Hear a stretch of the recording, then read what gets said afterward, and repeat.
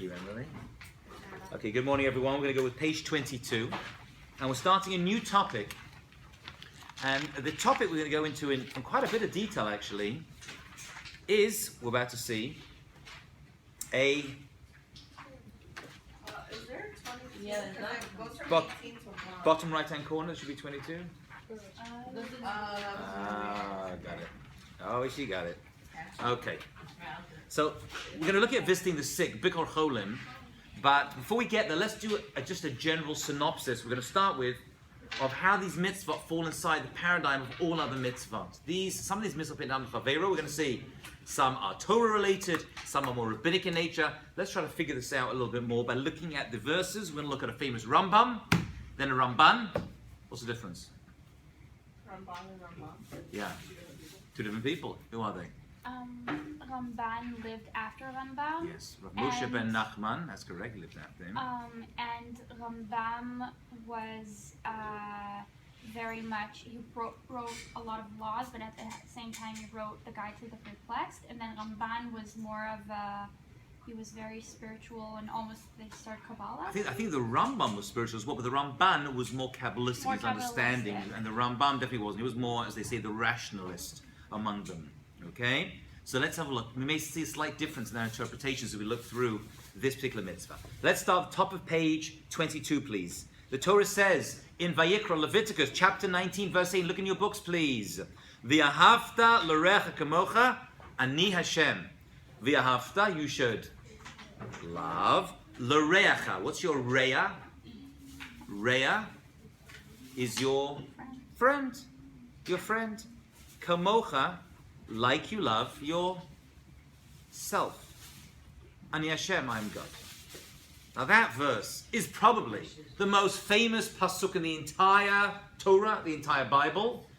That has been quoted many, many times. Probably also the most misunderstood verse in the entire Bible, funnily enough. There's a few things we have to figure out over here. First of all, Ve'ahavta l'recha. First of all, what is ahava? What is love? How do we define that? What is a reya? What's a friend over here? If I don't feel friends towards someone, does that mean I am not expected to love them? Kamocha. What does kamocha mean? Like yourself. Kamocha is like yourself. I'd write down some notes over here. Like yourself. What do you mean like yourself? Maybe I don't like myself, Lara. Maybe I hate myself. And if I hate myself, I'm going to hate everybody else. It's possible. We have to look at that as well. And then the big part at the end, which is really weird, is Ani Hashem, I am God. Tell me, does every mitzvah in the entire Torah end with those words, Ani Hashem? No, they don't. Was this mitzvah given after Mount Sinai experience or before Mount Sinai experience? After. So what is this, a reminder? Oh, by the way, in case you forgot, you have to love it like you love yourself. I'm God. It's weird, isn't it? So we can see Ani Hashem, I am God, come up a few times. Anybody, just for interest, have any answers to that final question right now? Emily Okin. Does that mean we're supposed to try to emulate God and love everything? Emulate God and love everything. Possibly. Loving everything isn't what it says. It says you have to love your reya. So maybe the love you give towards people should be limited to people who are re'ayim, people who are within that category of close friends or neighbors, whatever that means. But why Ani Hashem? So emulating God is good. That's very, very good. There seems to be an emulation of God that we're striving for. Okay, we're going to come back to that. Put that in your hippocampus. Says Rashi, let's look at the Rashi inside. A very famous Rashi. So famous, it became a song. It's from the Gemara, by the way. Amma Rabbi Akiva. Rabbi Akiva, one of the great Talmudic scholars, one of the great important people of Jewish history, said, Zeh klal gadol b'Torah. Now, I'm not a student here at Stern, but if I was, I'd get a little yellow thingy or some pen and I'd underline that line. Zeh klal gadol b'Torah. That is Rashi's comment. Rashi quotes Rabbi Akiva, and Rabbi Akiva says, this idea of Yehavta Kamocha What's a klal gadol? What's a klal gadol? What's a klal? Rule. Rule, a principle. Gadol is Big. great, big. This is a really big principle in the Torah. Anybody have any questions on that? Isn't klal like community? As well, Yeah. a collective, yes. What do you think? What's going on over here?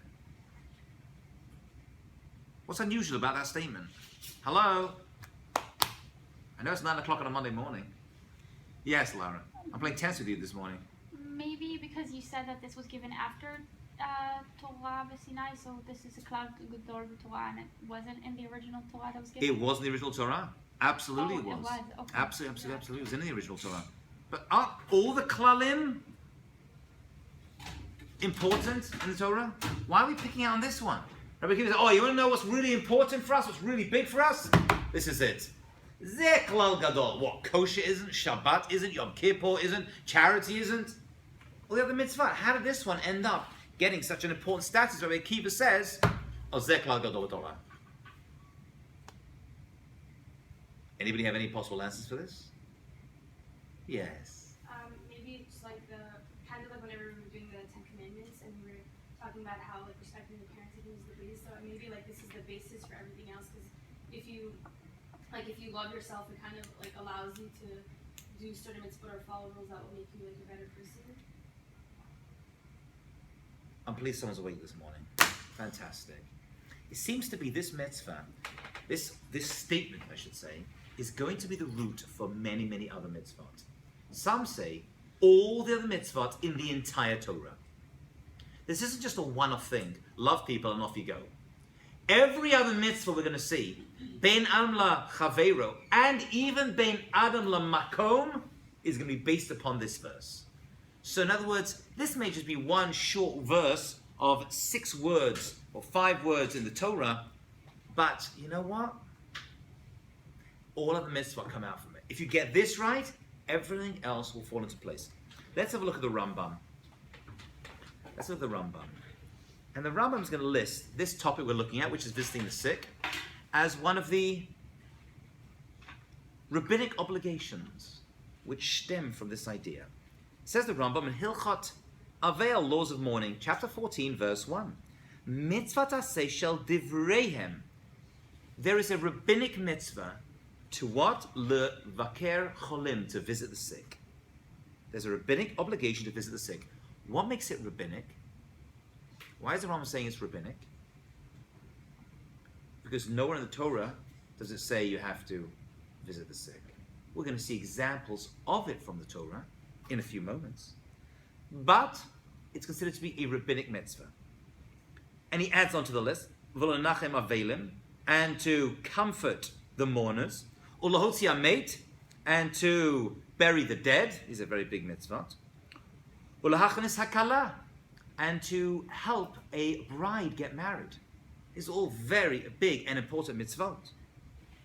Ulavat orachim, and to escort guests. We'll see that mitzvah as well. It's going to be the next topic after this one. Escorting guests from your home is a very important mitzvah. Most people are not aware of that. That's not just to escort them, it's to make sure they're okay on the way home. The elu hein gimil chasadim shebegufo she'ein lehem shio. All of these acts are loving kindness that you do with your body. She'ein lehem shiur, and there's no shiur. What does that mean? There's no shiur. There's no class on it. What is ein lehem shiur? What does that mean? There's no limit. What does no limit mean? There's no limit to these mitzvot. Of course, there's a limit. A dead person, I bury them. A kala is about to get married. I go help her get married. What do you mean? There's no limit. There is no limit of time, and no, because like for Shabbat to light the candle, there is no limit of time, a limit of day. But for this mitzvah, there is no limit. You can do it when Beautiful, beautiful. When it comes to the mitzvot, you do the mitzvah, you light the candles, you're like, I enjoyed that, like your Shabbat candles, I'm going to do it again right now. And you can't do it again. You did the mitzvah, that's it. I put it to fill in the morning. Right? And 3 o'clock in the afternoon, that was a really great experience. I'm going to do it again. You're like, no, you can't do that. I mean, you want to put them on, it's fine. But you're not fulfilling the mitzvah by doing that. However, here, because there is a shiur, there's a limit. There's a time, there's a place, there's a situation. When it comes to these mitzvot, elim shiur, you want to bury 5 people, you want to help 6 colors get married, you want to help 20 colors, you want to help 100 colors, fantastic, that's up to you. Elim shiur. Every time you do it, odd mitzvah, you're doing some other spiritual obligation towards your people. Okay, that's the Rambam. Right, it's not, these mitzvot are not bound by time and space. You want to blow the shofar, you can sound the shofar Rosh Hashanah. You want to do it 2 days later, you're doing nothing. You're just sounding a ram's horn. There's no mitzvah by doing it that way. That's a mitzvah, sheyesh lehem shiur. These are mitzvot elim shiur. You want to do it once, fantastic. You've done a wonderful thing. You want to do it 10 times? You've done 10 times a wonderful thing. Is that clear? Great. And then he says, af al pi. What does the word af al pi mean? Even though, shekol mitzvot elu midivreihem, even though the sages enacted these mitzvot, they're the ones who listed and stipulated and defined these mitzvot, harihein baklal. Look at the words of the Rambam. He took the words of Rabbi Akiva and said they are part of a klal. They're part of a gathering of other mitzvot, of principles, of what? V'haftarecha kamocha. You should love your neighbor like you love yourself. So he says, although it's rabbinic in nature, says the Rambam, how do we know it's a mitzvah? Because the Torah says you have to love your neighbor like you love yourself. But how do I do that? What does that even mean? I'm telling you, your neighbor's sick, you're going to go visit them. Your neighbor is dead, you're going to help bury them. And no one else is doing it. Your neighbor's fell over, go pick him up. Your neighbor wants to get married, right? The people around you, your community needs it, you're doing it. So now he's defining for us, he's putting inside this V'ahavtarecha kamocha principle, lots of little subdivisions. And although they may not be Torah mitzvah according to the Rambam, the idea comes from the Torah. Okay? That's what he says. Kol hadvarim she'ata rotzeh she'yasu otam lacha acherim. Now the Rambam is focusing on the second part. It says you have to love your neighbor like you love yourself. Nachon? Correct? So what do you mean like I love myself? Because what do you like? You like people to take care of you? When you're sick, you want people to visit you? When you have no money, you want people to lend you money? When you want to get married, or your family want to get married, or someone you want them to help them as well? So he finishes off defining all the stuff you want other people to do for you, that's what you should do for others. So the kamocha part, follow carefully, the kamocha part is telling us, yeah, you should love other people like you love yourself. What does love myself? Love yourself means I want stuff done for me. So you know what? How do I know what Emily wants? I'm have to show kindness and love towards Emily. I don't know. Well, you know what? I could figure it out. Why? Because I know what I want. I don't like people speaking lashon hara about me, so I'm going to speak it about her. I don't like people smacking me in the face, so then I should smack her in the face. Which, by the way, is very good advice. You're welcome. I appreciate it. You're welcome. I don't want people irritating me. I want people holding the door open for me at the elevator at Stern College. I want people to see how I'm doing. I want people to visit me when I'm not feeling well or give me a phone call. I want people to do this stuff. So I'm like, I want it. She probably wants it too. I mean, not necessarily. But at least I have a framework to base myself on. I can't turn around and say, you know what? I don't mind people punching me in the face. Maybe she wants that too. No, I got to use some common sense. I mean, the common sense is part of this. We'll talk about common sense later on. That's going to be a major part of the Torah as well. Are we following?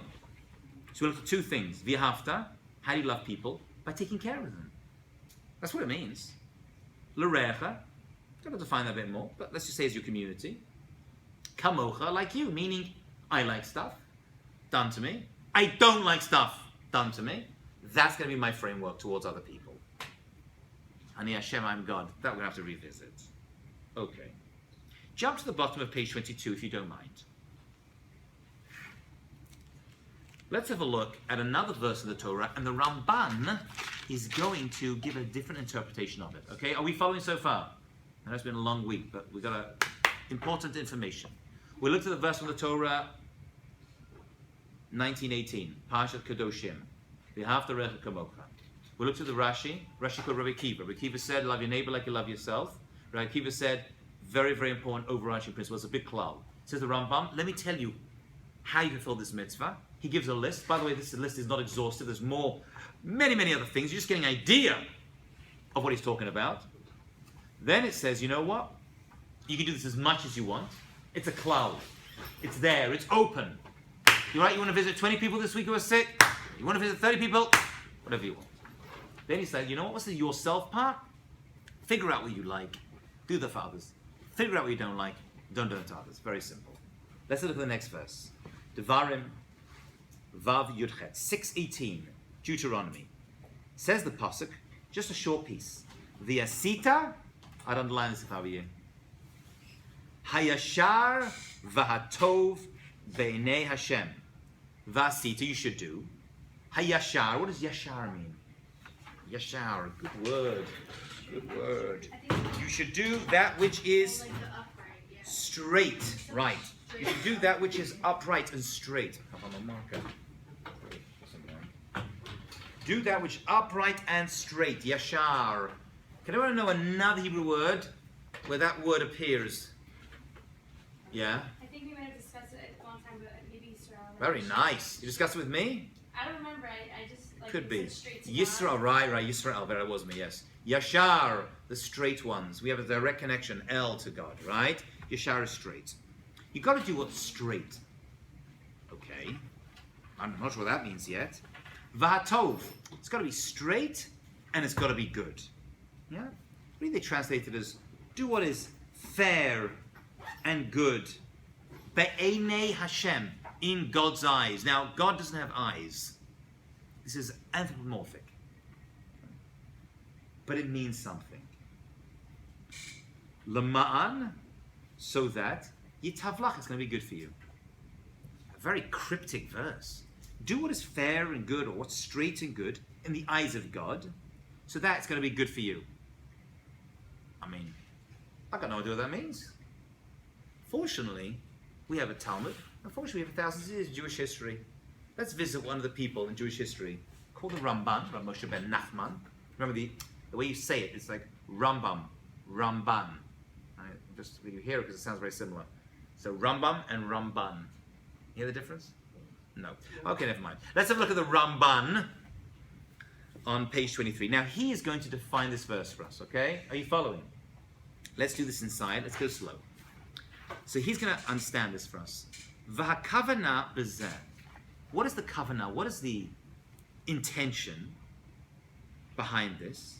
Ki mitchil amar shetishmor chukotav ve'erotav asher tzivacha. What is the idea of you should do what is fair and good? Because it says that you have to keep Hashem's decrees and commands that He commands you. V'ata yamar gam b'asher lo tzivcha tendatcha lasat tov yashar ve'einav ki ha'ohev tov v'hayashar. He said, I don't understand. We were already told you have to keep all the mitzvot. Right? The Torah already told us to do that. Chapter 6, verse 17. In the pasuk before. So this pasuk cannot be coming to tell us to keep the laws of the Torah. Because the Torah already told us to do that in the verse before. So what does this verse come to tell us? Just a repetition? Says the Ramban, something very, very fascinating over here. You're not expected to do nice things and the right thing and godly things in the stuff that God told you to do. You've also got to do good and right things in the stuff God didn't tell you to do. What does that mean? In the stuff not commanded to you. So the first verse is, follow the laws, do the mitzvot. Okay, do the chukav, midotav, toratav. You've got to do all the stuff we're speaking about that He commanded us. And now it's saying, do stuff that's good in the eyes of God. So what does that, do stuff that's good in the eyes of God? He's like, that second verse, the first verse tells you the stuff that Hashem has told us about, all the mitzvot. This second verse is telling you to do stuff that God didn't tell you to do. You got to do that as well. Such as what? The rabbinic laws. No, that's also from God. That's also from God. So there's no distinction between laws that God explicitly stated and the ones the rabbis stated? We're saying there is a distinction, but both those appear in that first verse. So what's this verse telling me to do? This one could expand to people who aren't our fellows, so it means show respect and kindness to everyone. Could be, but what am I expected to do? You're answering who I'm expected to do it to. I want to know, what is he talking about? Tell me, is there a law in the Torah that you, I'll give a specific example, should help somebody who has, I'm trying to figure out 1 second, because it's got to be rather specific. Let's make a simple one. Is there a mitzvah of the Torah that you should pick up someone's shopping that fell on the floor? No. Is there a rabbinic mitzvah that says you should pick up the shopping of people that fell on the floor? No. Should you pick up shopping of an old lady or something whose shopping fell on the floor? It's not in the Torah. Notice it say in the Bible, thou shalt pick up fruits and vegetables and various bread products and milk that fell out of an old lady's hand. It does not say that. Nowhere have I read a rabbi write that when a lady drops fruits on the floor and vegetables on the floor, we should pick them up. But we know we have to do it. How do we know we should do such a good thing? It does say, like, partially in Torah. Like, it doesn't say the specific example, but it gives you the general idea. Exactly what the Ramban is saying. That's exactly it. I'm getting the general klalim, the general principles, but the specifics you got to figure out. And even that is mentioned in the Torah. You with it? This verse we just read at the bottom of page 22 is saying the stuff that I didn't tell you about, figure out, what do you think I want to see? Right? That's the Be'inei Hashem. Right? What do you think I want to see? It's like when your mother says to you, go, you're like, you never told me to do it. Like, but what do you think I want to see? I want to see a clean house. Isn't it obvious I want that? What do you think I want? What's she saying to you? Think about it. Think about, but you never told me. I shouldn't have to tell you. Because there's a general principle, which is, do the right thing. Where is that general principle, do the right thing, found? Or, as we call it, the 6th book of the Torah, have common sense, is actually found in the 5th book of the Torah. Do what is good in the eyes of Hashem. That is what the Ramban is saying. There is a mitzvah to have common sense. Very simple. Not every scenario you can think of could be written in the Torah or by the rabbis. It's just not possible. Know what the Torah says? Lend your friend a computer. I'm not saying you have to do these things, right? But it can't write every scenario you find yourself in. So general principles are given. There's even one given to have common sense. That's the first paragraph. So I understand we just looked at the Ramban. That was the Ramban. And he says, V'zeh inyan gadol. This is a really important idea. Lefisha ivshar, because it is impossible. Page 23, second part of the Ramban. It's impossible give a Torah to remember the Torah, or the Torah to mention, kol hanhagot adam. Right? Im shechena v're'av. That every single action of every person between their friends and neighbors. Right. I need to cut my lawn. Can I borrow your lawnmower? I didn't see lawnmowers mentioned in the Torah. Nah, not expected to do it. Torah just says I should, help you saddle your donkey. It does say that. It does say that. But that's a general concept. Right? All stuff that's involved in business, Tikunei Yeshuv, Hamadinos Kulam, right? All life situations regarding neighbors, friends, business communities, and countries. You can't mention every single one of them. Aval Achareshis Kimehem Harbeh. However, does specify conduct for many situations. So it's not leaving them out in the cold. It's like, hey, go figure it out. I'm going to give you lots of examples, but I can't give you every example. The fascinating part is, even the many examples it doesn't give you is mentioned in the Torah in that verse. So even that concept, having common sense, is in the Torah as well. That's. It will give you many. Kagon, lo tachil rachel. Don't go as a Rachel, don't go as a gossiper. It says don't gossip. So you're going to figure out, what does that mean, don't gossip? Right? It can't give you every scenario, every word. They'll give you general laws. The rabbis will give you more. Then you've got to figure out all the others. Lo takum v'lo tikor. Don't take revenge. Don't bear a grudge. We're going to see what those words mean.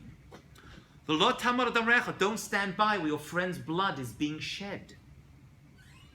Lo takalel cheresh. Don't curse the deaf. Bipnei seva takum. Stand up for old people. You should respect them. Because I've had many more like that. So the Torah does give us a whole bunch of stuff that we should do. When an old person walks in, you should stand up for them. Does it say in the Torah, if you're sitting on a bus and an old person wants to sit down and there's no other seat and you're in a seat, you should give it to them? Yeah, it doesn't say that. I'm done. No, but if you've got to stand up for a person out of respect, in general, just to stand up for them, an old person, how much more so, kal v'chomer, if you're on a bus and they don't have a seat and you do, and they're like flopping all over the place, you know. So we have lots of laws in the Torah and rabbinic laws, but then you've got to fill in the gaps. You've got to think about this stuff. Okay, that's bein al machavera. And he says, so basically, the first verse says, do what you're meant to do. And the second verse we just quoted, verse 18, said, now do the stuff I didn't tell you to do. Get it? Are we clear on this? Does anyone understand the Ramban?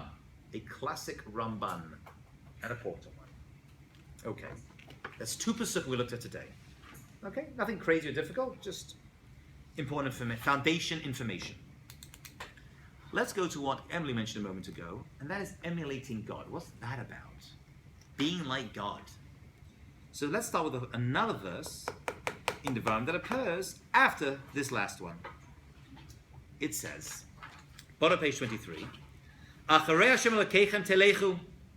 You should,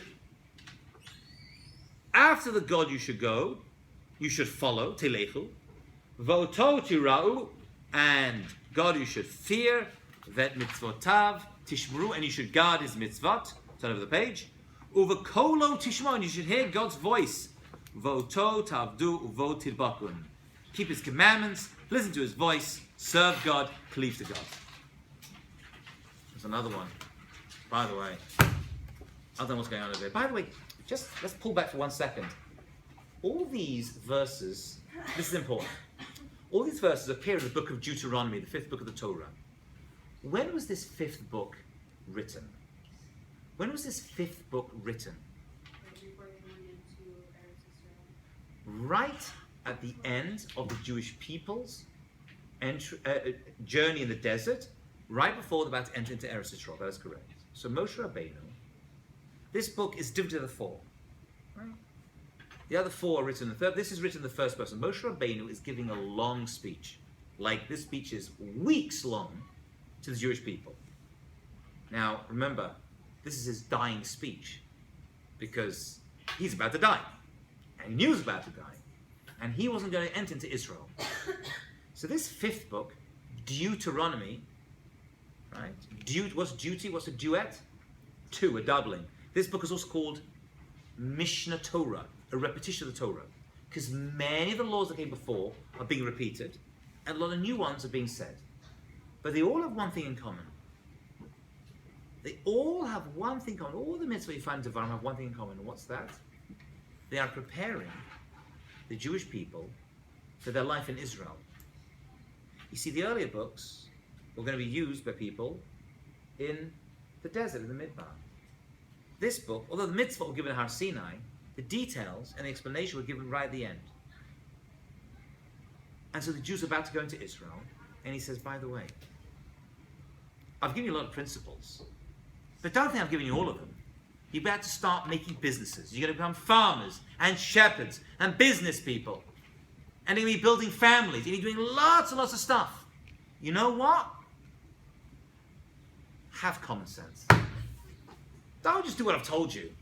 Right? If you're dealing with families and businesses and schools and teaching and yeshiva and wherever you are, you've got to have to go beyond the letter of the law. Okay? So maybe that's why all these laws are really kind of lumped together right here at the end. They're important principles, but they're like really important before the Jews are about to start their life in Israel. Okay. But I don't get it. I don't get why you said that. I don't get what the relationship between them. Wouldn't it be important regardless? What? It is important regardless, and that's why it's in the Torah. But it becomes more important because in the Midbar, in the desert, we live like in a cocoon. We live in a cocoon. We had the man coming down, didn't have to work. Hashem was protecting us, didn't have to build house. Everything was just tense. Everything was very, very...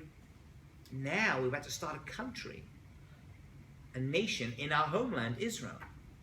Start businesses. Farm. There's no farming in the desert. There's no planting. There's no sowing. There's no daily business. We had whatever we wanted. So this stuff kicks in when you've got to live society, which is how we live now. I mean, from that point on, we've had to live by these principles. So maybe that's why they appear in Devarim. Okay? Just because we see this Devarim themes come up again and again. Maybe that's one of the reasons. Good? Okay. So let's go back. Why exactly are we told to follow God? What does that even mean? Follow God? I don't know what that means. I don't know where God's going. I don't know. What does this verse even mean? You shall go after the Lord, you shall follow him, fear God, keep his laws, listen to his voice. It's a good question. Okay. Well, let's have a look. There is a concept called being like God in Judaism. You can't be a God. That ain't Judaism. Right? That's the other one. But it ain't Judaism. But you can be like God. That is a potential that we humans have to act like God. But I don't know how God acts. Actually, you do in a number of situations. Because a number of stories in the Torah and the Bible have told us what to do. Or what God did, rather. So actually, I have some paradigm, don't I? I kind of can see. Let's look at an example of this. Let's go back to the book of Bereshit, a story that we all know and we've studied before. And this is the story of Abraham.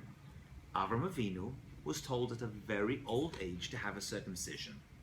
Okay? This was a covenant, a brit, a covenant between him and God, which means a promise.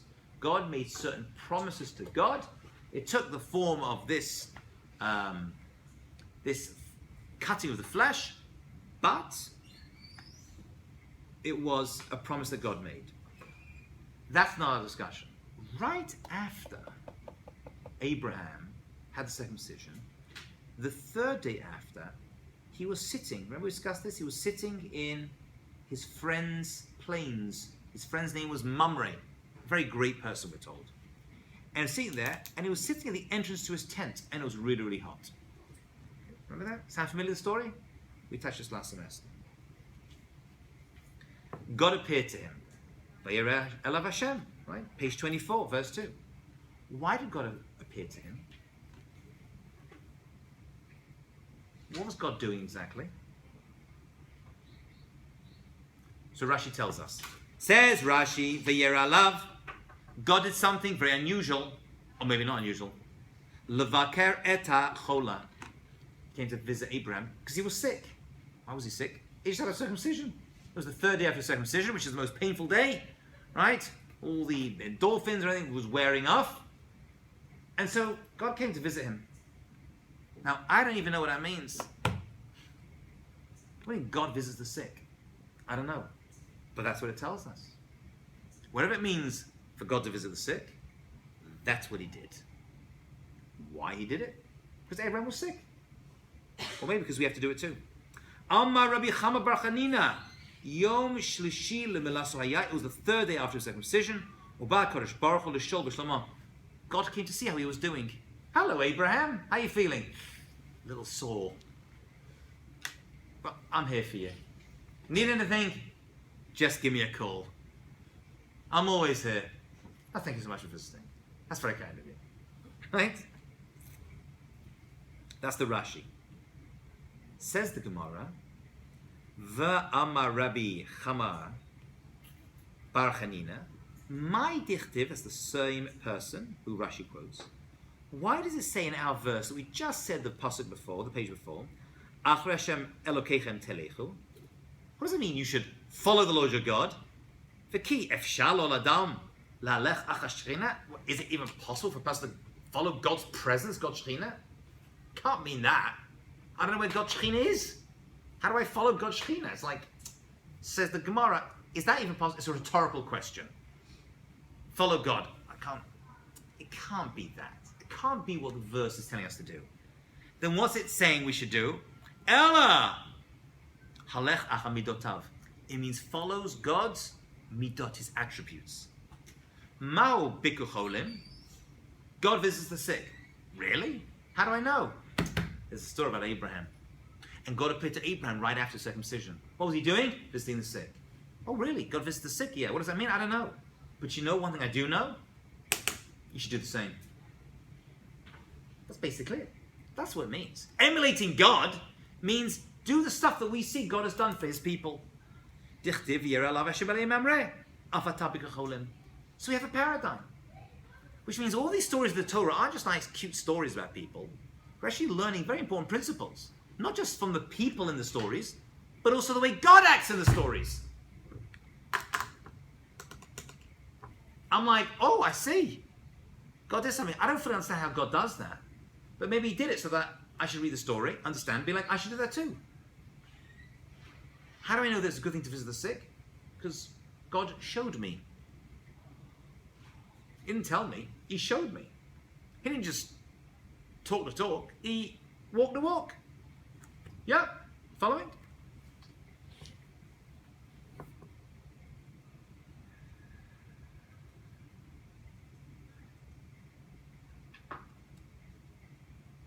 Says the Gemara, top page 25. That will take questions, discussions.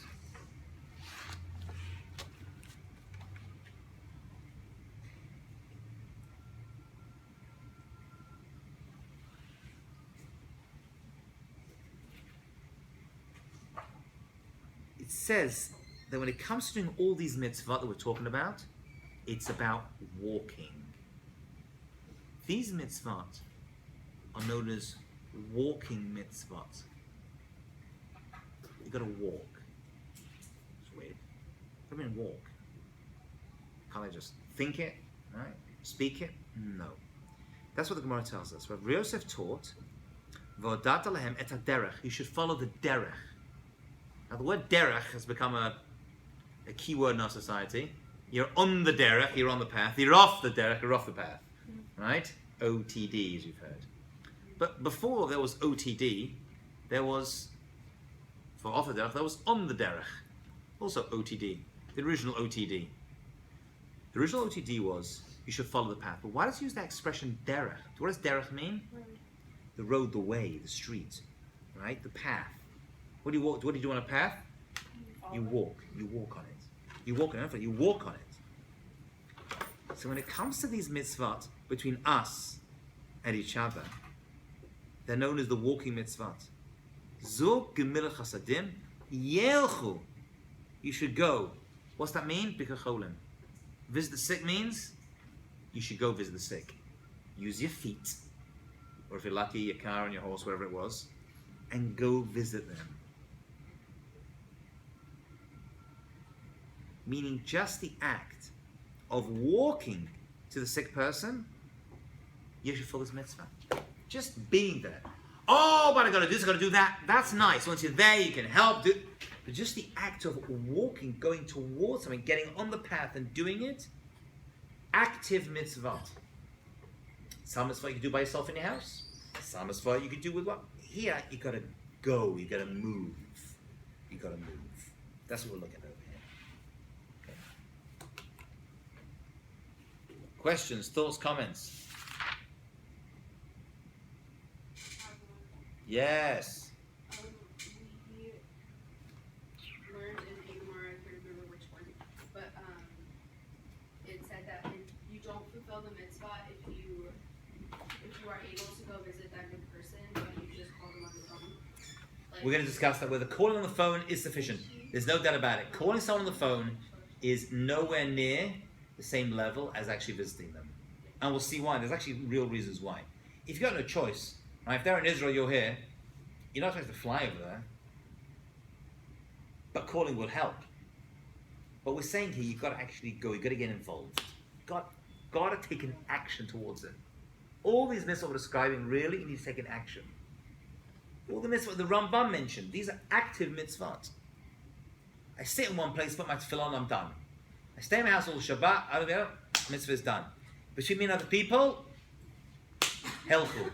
What's the Jewish word for laws in Hebrew? The halacha. From the same word, lech. Active things. Halacha. Lech. There is you're moving. There's a halicha that goes with it. There's a movement that comes with it. Yeah, halacha is Jewish law, okay? Jewish. Yeah. Makes sense? Yeah. Are we together? Very basic fundamental principles, but like really mega important. Okay. Jump to page 27.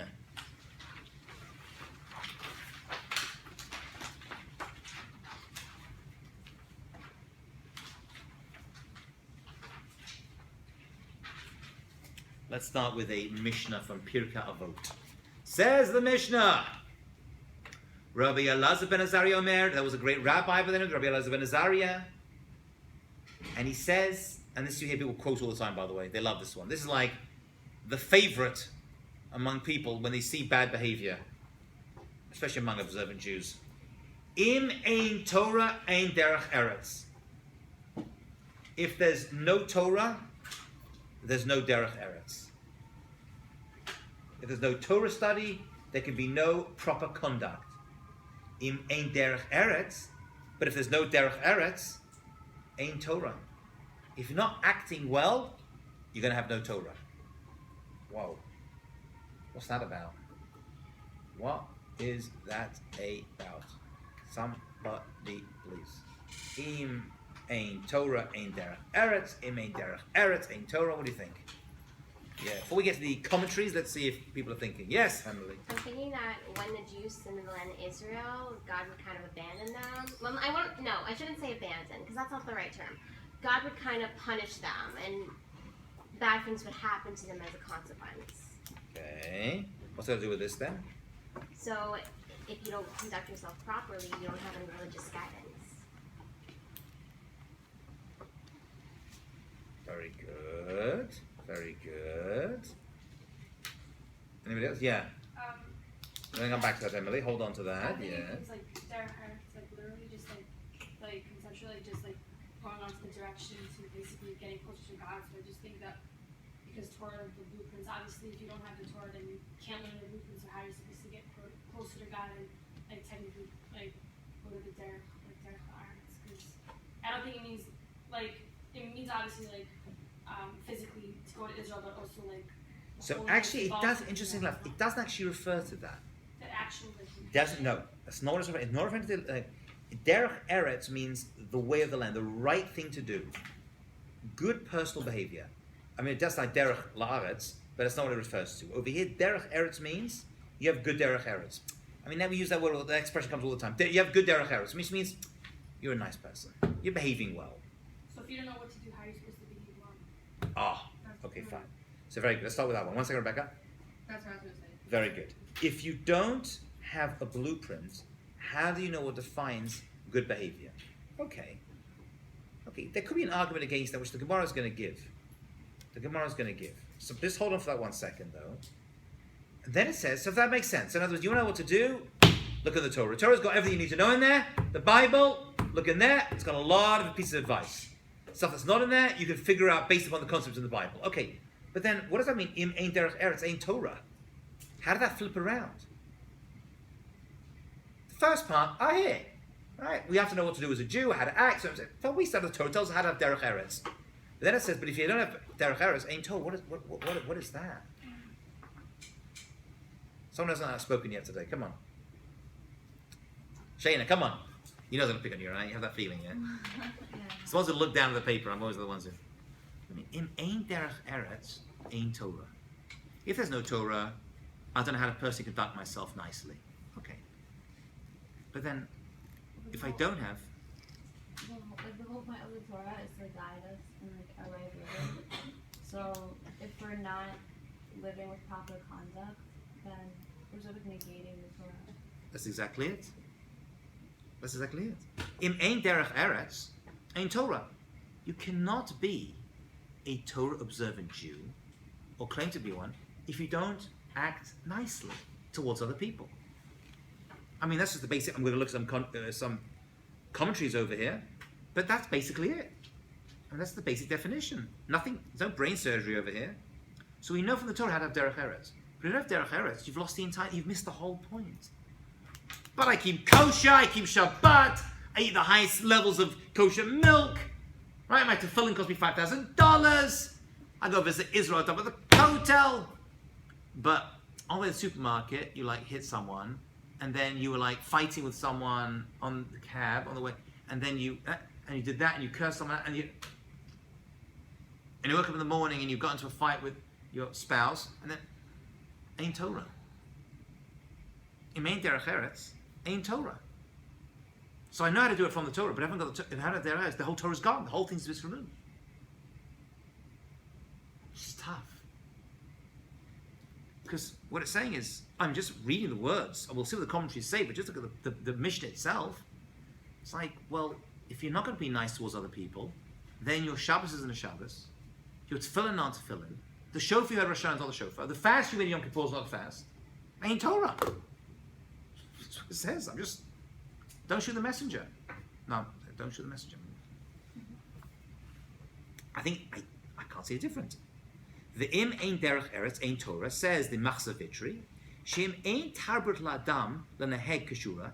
If a person isn't civilized and cultured towards other people, ein Torah so mo'aled lokum. All the Torah you learn and all the mitzvah you do, it ain't gonna help. The einam it cannot be adot, and it's not gonna keep. You're gonna forget it all, and the whole thing's gonna fall away. The whole thing's gonna like a castle in the sand.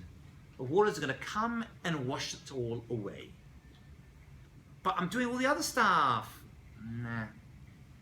No, you're not. You think you are, but you're not. Amen derech eretz ein Torah. Personal contact's really important. Let's have a look at the Kahati. Im ein derech eretz. Mi she'eno bal mido tovat. A person who doesn't have nice character traits. And we've started to define them with the past 3 classes, which is all the, judge people favorably. But we see there's going to be tons more. And doesn't act respectfully towards other people. Ein Torah. Ain't no Torah. Ein erech lo Torah. There's no value to their Torah. All the Torah studies, valueless. You can print all the money you want. If you're printing, some far-off country, where 5 million of them is worth 10 cents, it's irrelevant.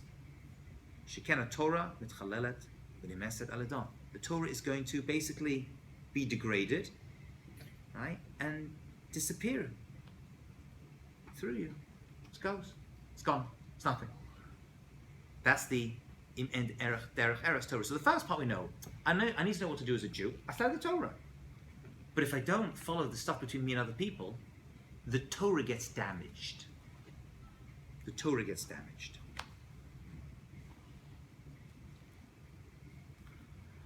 Okay, we did a lot today. I realize that. And you've had a long week. We shall stop over there.